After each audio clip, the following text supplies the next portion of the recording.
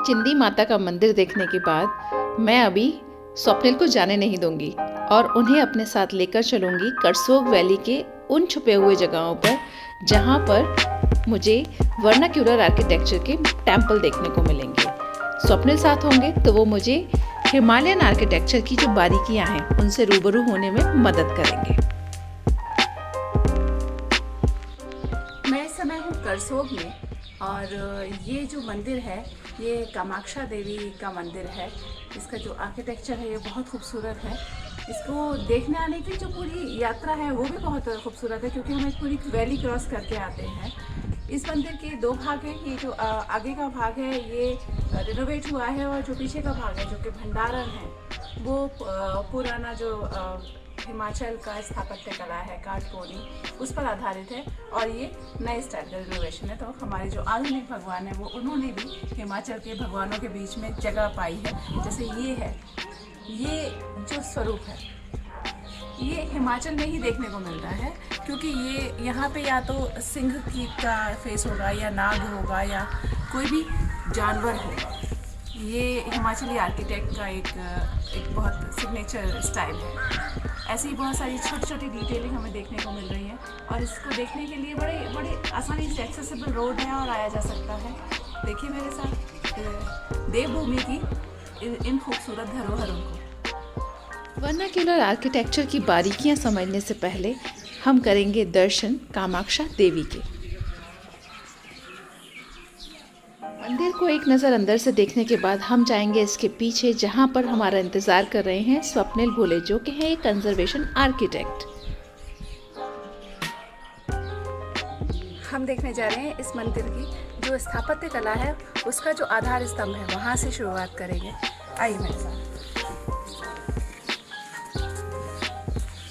ये जो काठकोनी संरचनाएं हैं इनके बारे में बात करेंगे स्वप्निल से, वो बताएंगे डिटेलिंग। मुझे तो इसका स्थापत्य कला देखने में ही सुंदर लग रहा है क्योंकि मुझे सुंदरता आकर्षित करती है। बीइंग अ फोटोग्राफर जो चीज़ देखने में सुंदर है वो मुझे आकर्षित कर ही लेती है। पर्यटन की दृष्टि से भी वो इम्पॉर्टेंट होती है, लेकिन उसकी जो टेक्निकलिटी है वो स्वप्निल बताएंगे। आइए।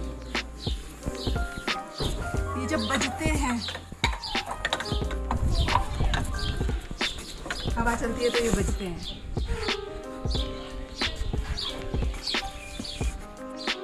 मेरे पीछे खड़े हैं स्वप्निल और उनके पीछे है काठकोनी आर्किटेक्चर का एक बहुत ही खूबसूरत एग्जाम्पल। उसकी डिटेलिंग में क्या है ख़ास ये बताएंगे स्वप्निल। तो चलिए उन्हीं के पास चलते हैं, बात करते हैं।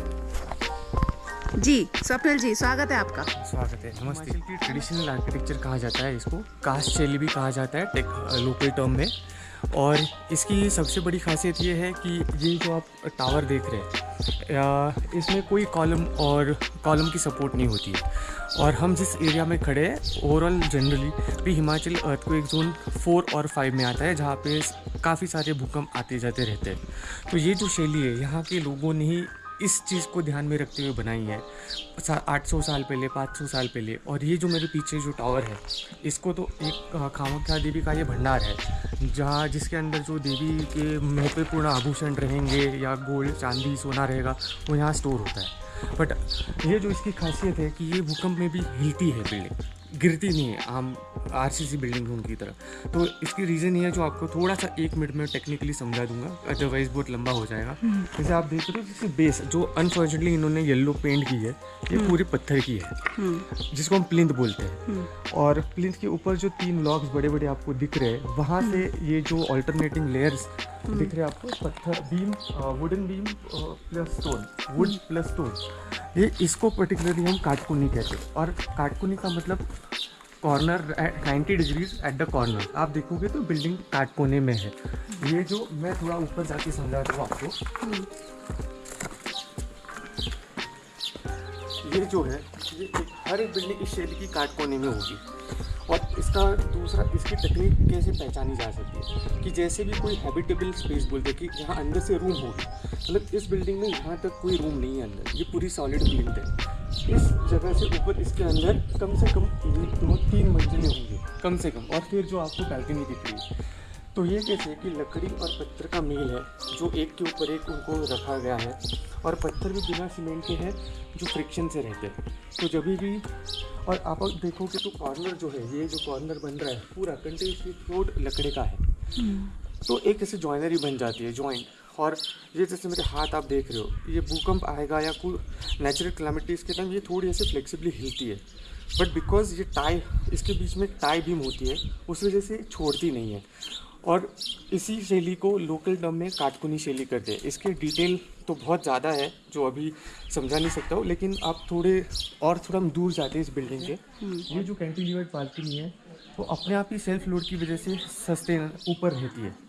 जैसे आप ये मेरे हाथ अगर देखो तो इसका सपोर्ट वॉल से यहाँ दिया हुआ है। तो ये जब ऐसे स्टिफ रहेगा तो ये कुछ भी करो ये हिलेगा नहीं, क्योंकि नीचे से भी पत्थर और वुड का बीम्स है जो थोड़ी देर पहले आपको बताया हमने, और ऊपर से भी ऐसे बीम्स है। तो दोनों तरफ से उनको ऐसे जकड़ के रखा हुआ है ताकि वो खुले नहीं। तो यही सब खासियत है, लेकिन ये कॉलम नहीं है जो आजकल के बिल्डिंग में होता है। तो डिफरेंस जो काटकुनी और आज के बिल्डिंगों में ये है कि पहले बिल्डिंग फ्लेक्सिबल रखते थे क्योंकि एरिया ऐसा था, भूकंप पीड़ित एरिया है। पर जब आज ये जैसे आरसीसी के घर मकान बने हुए, इसमें प्रॉब्लम है कि इसमें थोड़ी भी अर्थक्वेक आएगी तो क्रैक होकर निकल जाएगी, क्योंकि हम बिल्डिंग को स्टिफ बना रहे हैं। और जैसे ये है, ये भी कास्ट शैली की है, थोड़ी अलग तरीके की टेक्निक है, लेकिन ये भी सारी उसी अर्थक्वेक रेजिस्टेंट टेक्नोलॉजी से बनी हुई बिल्डिंग है। अपार्ट फ्रॉम जो आपके डिटेल्स आपको दिख रहे हैं, कार्विंग डिटेल्स जो दिख रहे हैं, और ये सारे जो इनके पैनल्स है ये पुराने हैं। मतलब अगर ये आप देवी देवता पंछी देखोगे तो बीच बीच में उन्होंने नए ऐड किए हुए गणपति, जैसे गणपति है, लेकिन कोई पैनल्स तो उनके पहले के देवते के ही है।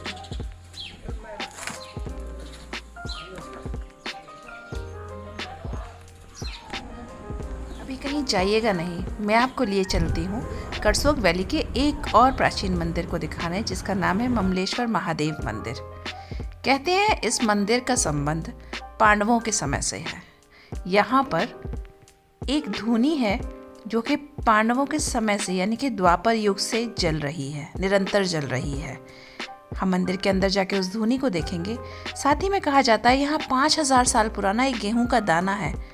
कहते हैं पांडव जब यहाँ अज्ञातवास के दौरान आए थे तो उन लोगों ने यहाँ पर खेती की थी, और उसी समय इस गांव के लोगों ने उस गेहूं के दाने को संरक्षित करके रखा था, जिसका वज़न लगभग 200 ग्राम है।